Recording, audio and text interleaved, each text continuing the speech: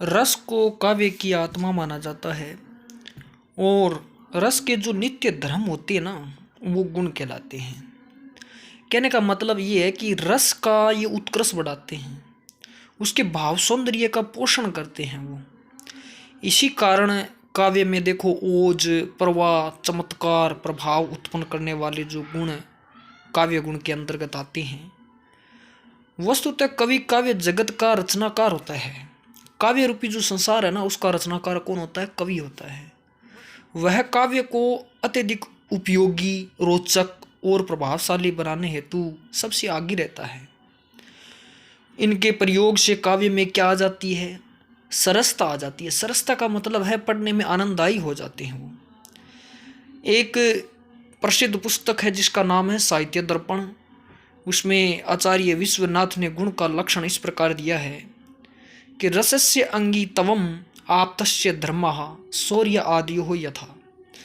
अर्थात जिस प्रकार हमारे शरीर में आत्मा प्रधान होती है ना, उसी प्रकार काव्य में रस प्रधान होता है। जैसे हमारा शरीर है वो किस लिए जीवित है? आत्मा के कारण जीवित है। वैसे ही कोई भी काव्य है, कोई भी कविता है, वो किस कारण रस प्रधान होती है? क्योंकि उसके अंदर गुण है। जिस प्रकार आत्मा का धर्म शूरत्व है, वीरत्व आदि है, उसी प्रकार रस का धर्म भी गुण है। गुण रस के उत्कर्ष के प्रधान कारण होते हैं। रस के अभाव में काव्य नीरस माना जाता है। जिस काव्य में रस नहीं होता ना, वो काव्य नीरस माना गया है, उसमें आनंद नहीं आता। कहें कि रसहीन काव्य मृतक शरीर के समान लगता है। जैसे मरा हुआ शरीर किसी का कोई काम का नहीं होता, वैसे ही अगर किसी काव्य के अंदर रस नहीं है तो वो नीरस माना गया है।